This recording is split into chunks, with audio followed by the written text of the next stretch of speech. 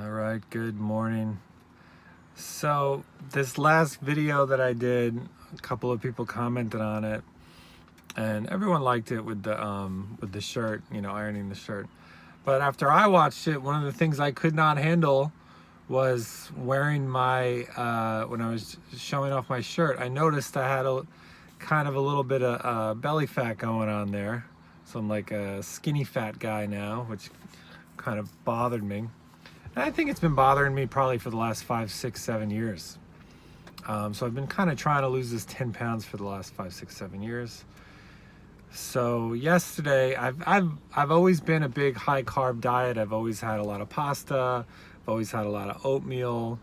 I've always been kind of a big believer in the grains, but I gotta say, ever since I was about 28 years old, I'm 37 now, ever since I was about 26, 27 years old, my energy level has always been kind of down, and I've always kind of supplemented it with a lot of coffee. So what am I going to do? So I decided last night I'm going deep on the high fat, high protein diet, also known as the keto diet. And this morning I had my butter coffee, which is basically butter and coffee. Pretty good. I don't know how good any of this is for you. I'm gonna be really surprised if I lose weight. Honey, these came out pretty good. So you tried it? Keto.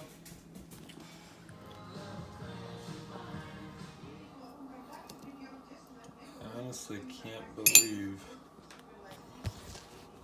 I'm doing this. But this is the butter coffee. And this is going to be my whole breakfast.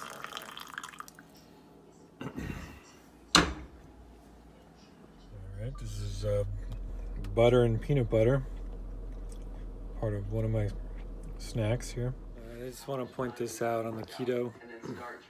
Definitely do not sleep as well the last couple days. And I feel a little bit of nausea at night. Not hunger pangs, but just kind of a nausea thing. And I'm sure it has something to do with just not having any sugar in your body and your body just resetting. So just trying not to be afraid of that. That's it. Morning. It's about the third day of doing this wacky diet. So I guess it's wacky, but still feels very strange to me to have so much fat. But I'm down about 4 pounds already, and I haven't been below 200 in 200. I haven't been below 200 pounds in almost a year. And I don't know. So far, the hardest part about it is kind of the fear of eating this way. It just feels so wrong to eat so much fat. And then I never have any hunger pangs or anything like that. But the other thing that is a bit of a problem is it has been affecting my ability to fall asleep. So I've been kind of up a lot at night, and I'm also kind of experiencing like at night especially, I'll have kind of a stomach ache. And what goes through my head is oh my God, I really need to have some carbohydrates. But you have to push through that.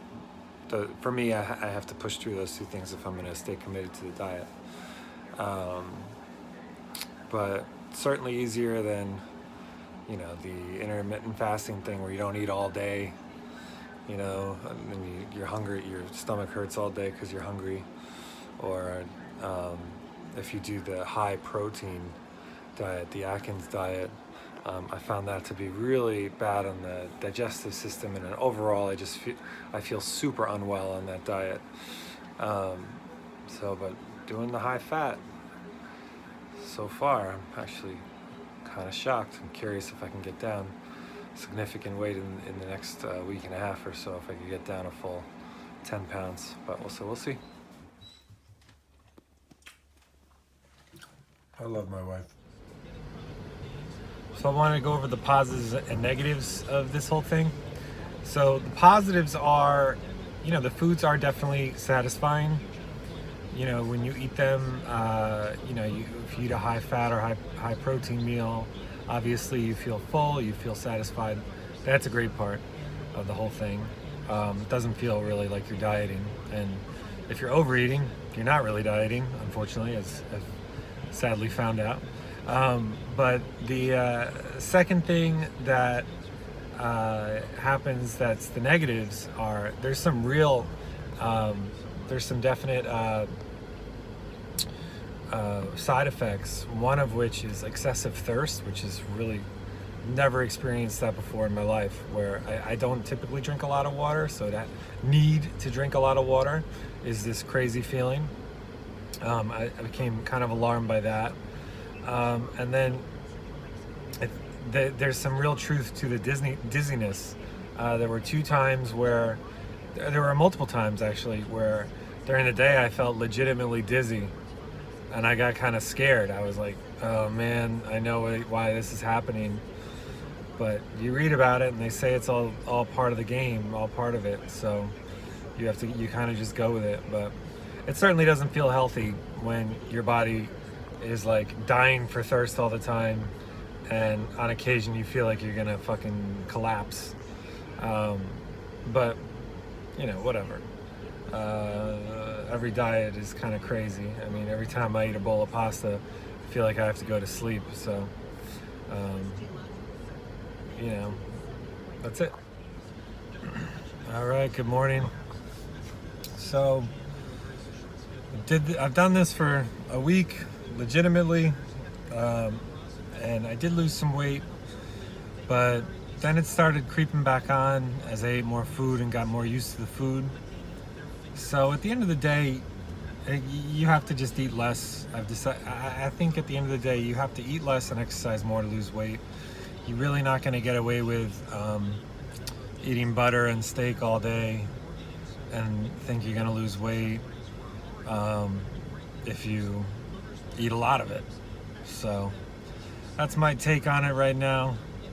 I think it's easier to eat less when you're on keto because the foods are a little bit more satisfying, I guess. And I think your insulin levels get kind of reset. Your body doesn't create insulin. But if you're like me and you love to eat, and you hear these diets like, oh, eat as much as you want and you lose weight, or eat these foods, you lose weight. It's just not true, man. You gotta eat less. It's hard. So that's the approach I'm gonna do now. See how it goes.